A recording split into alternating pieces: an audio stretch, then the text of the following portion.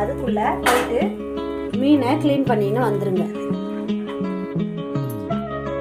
இப்போ ஒரு மூடி போட்டு நல்லா குழம்பு பொங்காமல் இருக்க இது மாதிரி ஒரு கரண்டி போட்டு மூடினீங்கன்னா குழம்பு பொங்காது, சேஃபாகவும் கொதிக்கும். நம்மளுக்கு கரெக்டாக ஒரு 10 நிமிஷமோ 15 நிமிஷமோ கொதிக்க விட்டுருங்க.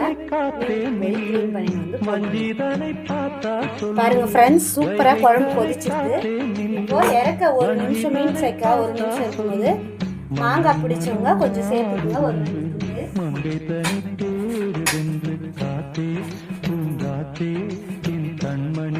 மாங்காய் வந்து ஒரு புளிப்புக்கு தேவை மாதிரி 2 1 சேர்த்துக்கோங்க. டேஸ்ட் நல்லா இருக்கும். குழம்பு நல்லா இப்படியே ஒரு 2 நிமிஷம் மாங்காய் வேகிற அளவுக்கு கொதிச்சுட்டுன்னா மீனை சேர்த்து இறக்கிட வேண்டியதுதான்.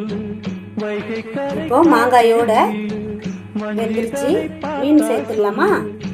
சுத்தம் பண்ண மீனை